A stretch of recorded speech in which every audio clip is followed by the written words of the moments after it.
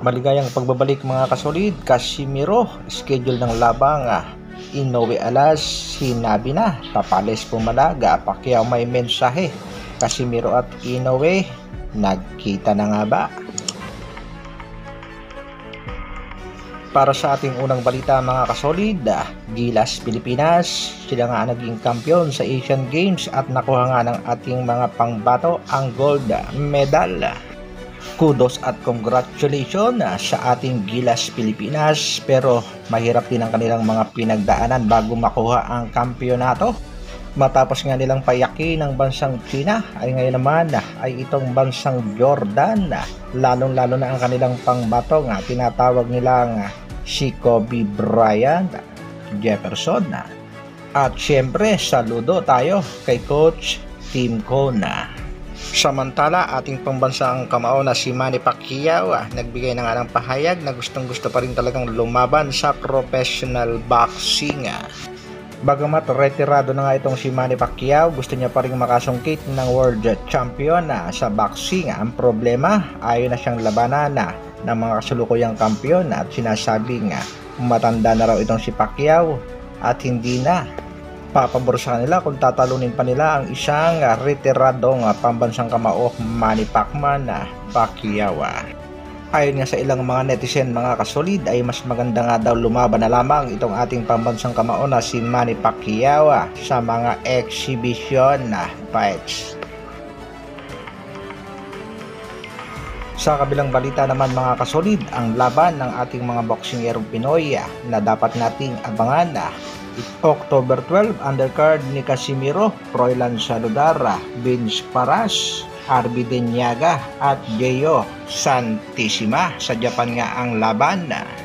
Siyempre sa main event, ang bakbakan sa pagitan nito nga si Janro Casimiro at Yukinori Oguni. Sa November 15 naman, ang laban ng ating pangbatong si Jerwin Antahas kontra Takuma Inoue. World title fight din yan. At undercard niya sa laban ang isa pa nating kababayang si Jonas One Punch Sultan, nakapapanalo lang din sa laban.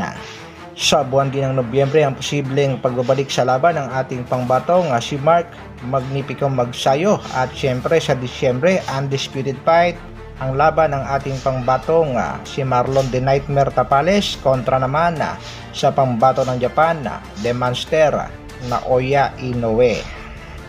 Samantala, Jason Casimiro, binanggit na nga ang posibleng schedule ng laban ng ating pangbatong si Cuadrolas kontra sa Japanese Monster Naoya Inoue. Sa live nga ni Tol Rich Don, teka merong bumulong. Ay nabanggit nga nitong brother coach Jason Casimiro na ang laban daw ng ating pangbatong si Alas kontra kay Naoya Inoue ay posibleng ganapin sa susunod na taon buwan ng Setyembre or Oktobre. Heto nga daw ang schedule na laban nitong si The Monster ng Japan. Sa Disyembre, ang laban sa undisputed kontra Marlon Tapales at mas pinili daw na ang kampo nitong si Naoya Inoue na unahing labanan itong si Luis Pantera Neri sa buwan naman ng Abril or Mayo pagkatapos ng laban kay Tapales. Pagkatapos daw ni Luis Pantera Neri ay isusunod kaagad si Cuadro Alas. Kaagad naman pumalag ang ating pangbatong si Marlon The Nightmare Tapales sa tila pang mamaliit at pag-underestimate sa kanyang kakayahan. Ayon nga dito kay Marlon Tapales, siya daw ang magiging bangungot nitong tinaguriang Japanese Monster Naoya Inoue at siya ang tatanghaling undisputed sa buwan ng Disyembre. Sa kasalukuyan nga ay nasa bansang Japan na ang ating pangbatong si Cuadrolas Janro Casimiro at excited na nga siyang makita at makaharap ang tinaguriang Japanese Monster Naoya Inoue. At sa mga nag-a-update ng timbang ng ating pangbatong si Alas, sinagot na rin niya ng ating pangbatong si Angas ng Pinas. Ayon nga dito kay Janro Casimiro, 5 araw pa ang laban bago maganap ay nakuha na nga ang tamang timbang. Pakinggan natin mga kasolid ang naging revelasyon nitong si Kuya Lods Jason Casimiro courtesy sa channel ni Tol Rich Don. Mayo Inoue versus Neri. Kung si Neri papalag. Kasi si Neri hindi yata yung papalag din. Yan.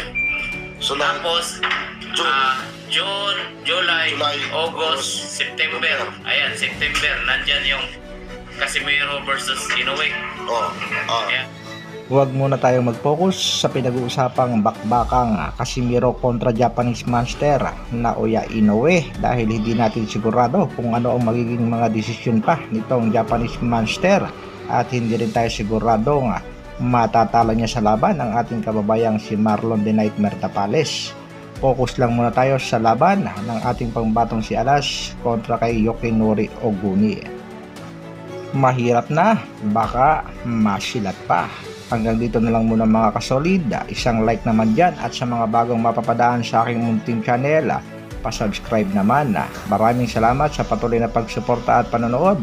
Mabuhay Dr. Alvin Vlogs. Brrrr.